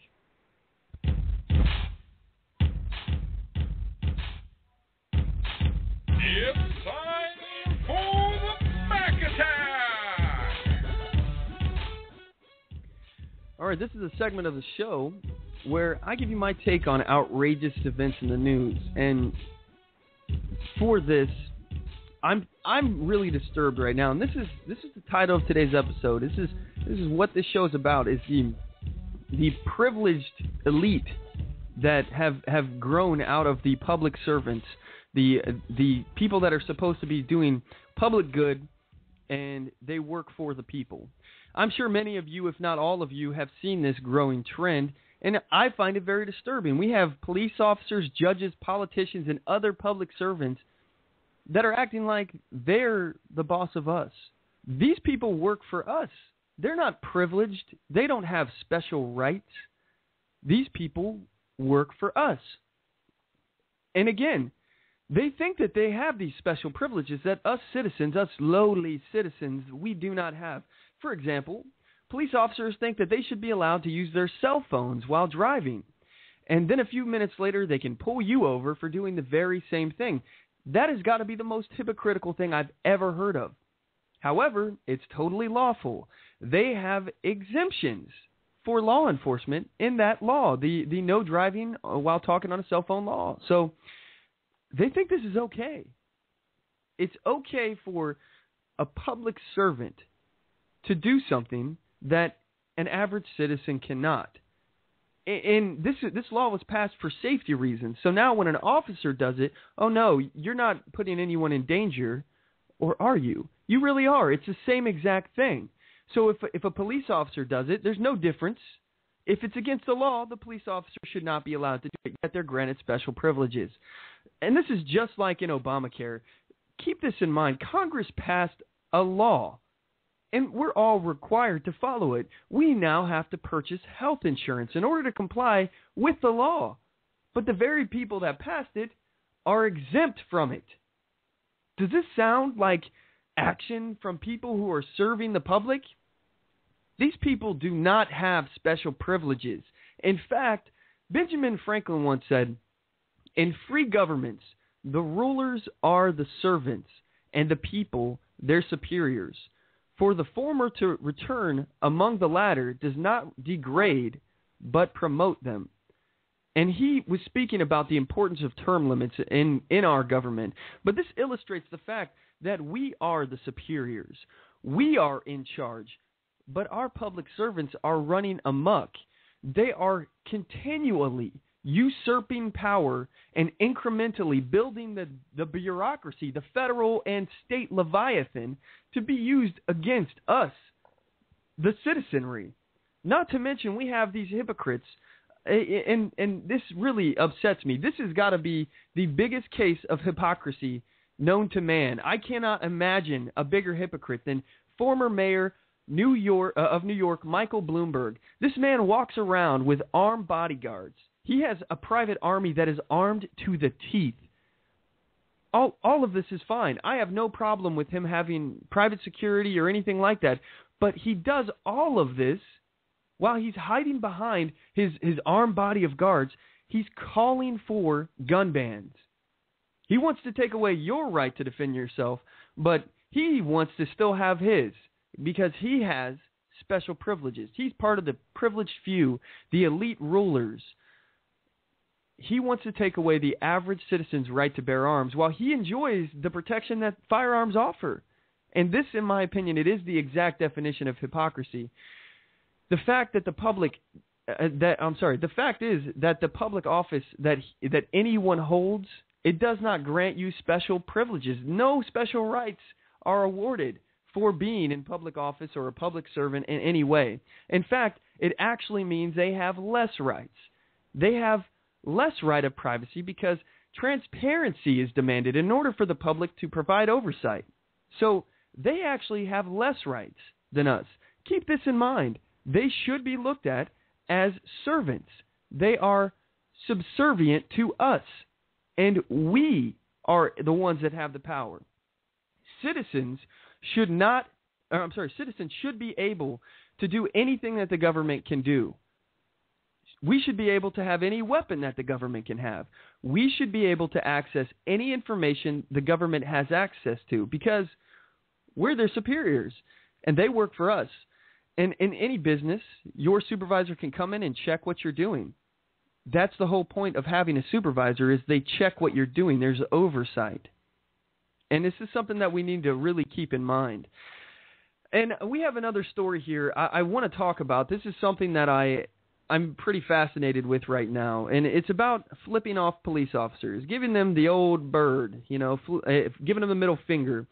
And this story was off of the HuffingtonPost.com. It was written by Ryan J. Riley, hat tip to him. And anyway, I find it pretty interesting. So here, we're going to go ahead and read it. A police officer can't pull you over and arrest you just because you gave them the finger. And this is from a federal appeals court, which was declared on Thursday. In a 14-page opinion, the U.S. Court of Appeals for the Second Circuit ruled that the ancient gesture of insult is not the basis for reasonable suspicion of a traffic violation or impending criminal activity. John Swartz and his wife, Judy Mayton Swartz, had sued two police officers who arrested Swartz in May 2006 after he flipped off an officer who was using a radar device at an intersection in St. Johnsville, New York.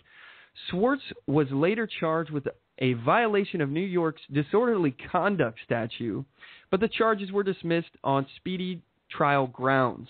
A federal judge in the Northern District of New York granted summary judgment to the officers in July 2011. But the Court of Appeals on Thursday erased that decision and ordered the lower court to take the case again. Richard Insogna, the officer who stopped Schwartz and his wife when they arrived at their destination, claimed that he pulled them over because he believed Schwartz was trying to get his attention for some reason by flipping him off. The appeals court, they didn't buy that explanation, ruling that the nearly universal recognition that this gesture is an insult deprives such an interpretation of reasonableness. So I'm curious what you guys have to say about that. Please give us a call. The number to the show is 619-924-0986. Again, that is 619-924-0986. Or you can email the show at talk@onthemoveshow.com. My take on it is obviously this is a First Amendment freedom of expression, and you have every right to flip off a police officer if you choose to. And, you know, I find it very funny because this has been tested time and time again throughout the courts that this is a freedom of speech expression. Flipping off a police officer is not a crime. And for them to treat it like one, it's just ludicrous. It is ludicrous. You're allowed to go up and start cursing at a police officer as long as you are not creating a safety issue with anyone else's safety. You're not violating anyone's rights. If you're on publicly owned property and you're speaking to an officer, you're allowed to tell them whatever you want. We have the freedom of speech. We can do whatever we want with it.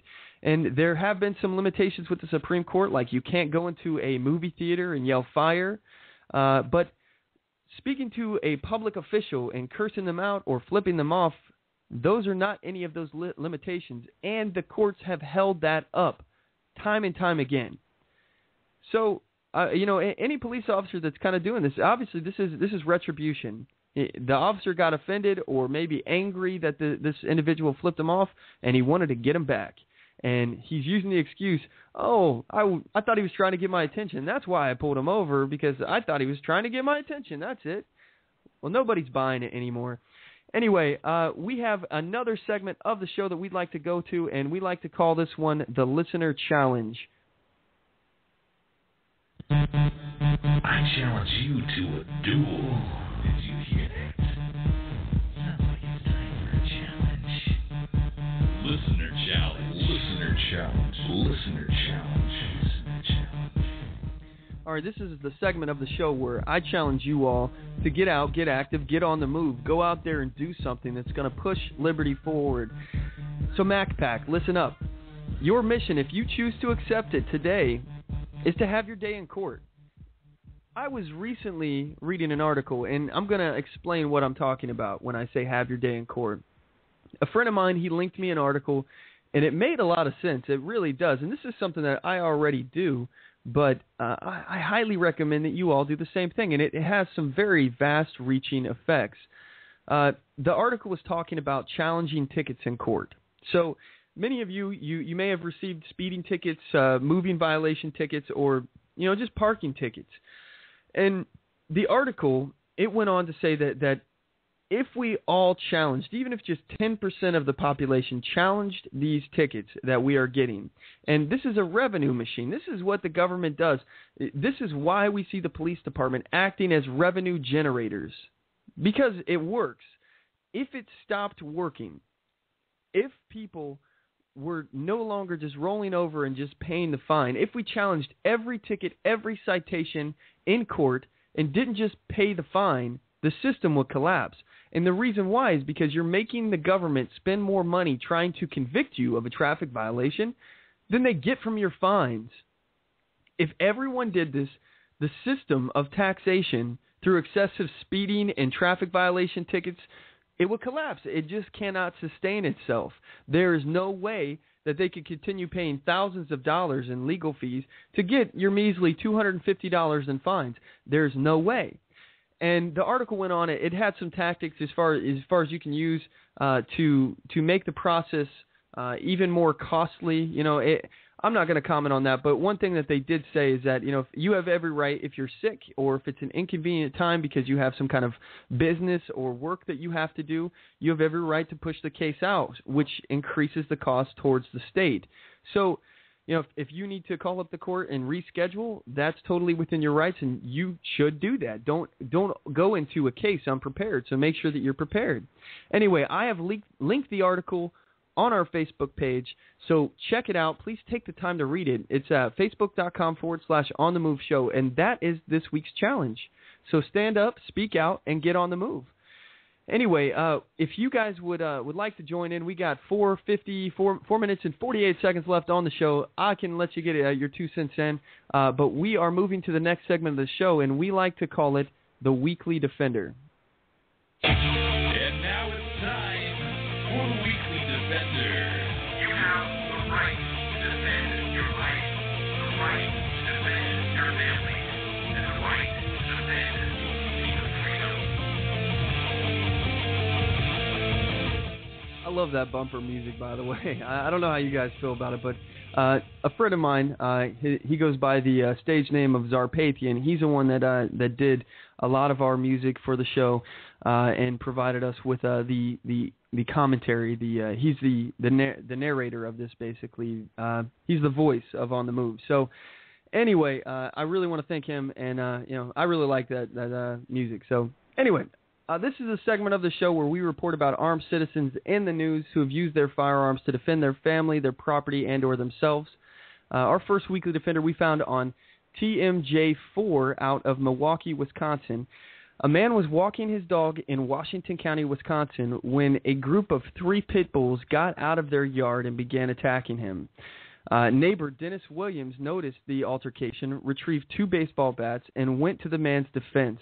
When the bats weren't enough to deter the dogs, William retrieved a revolver and shot and killed one of the dogs, prompting the others to cease their attack. Our next Weekly Defender we found on mlive.com in Michigan, and an employee of Brothers Market in Flint, Michigan, ordered a man to leave the store after he spotted the man attempting to shoplift. Before the alleged shoplifter left, he threatened to come back to the store and shoot the employee. Roughly 2 hours later, the man returned to the store and pointed a gun at the employee. However, one of the employees responded by retrieving a shotgun, which prompted the criminal to flee. Police caught up with the criminal a short time later. Having been previously convicted of a felony, the man faces federal gun charges. So we like to talk about these kind of situations to illustrate how firearms are a deterrent to crime, how they can be used to defend people's lives, defend people's families, and obviously the Constitution, the Second Amendment of the Constitution, gives you the right to carry a firearm, not just in defense of all the things we spoke about, but also in defense of your country, in defense of your own freedom. So we at On the Move, we support your rights. If you have a story about how you lawfully defended yourself, or you'd like to comment on one of these stories, we would love to hear from you. Give us a call. It would have to be on the next show, but the number is 619-924-0986, or you can email it, and that's at talk@onthemoveshow.com.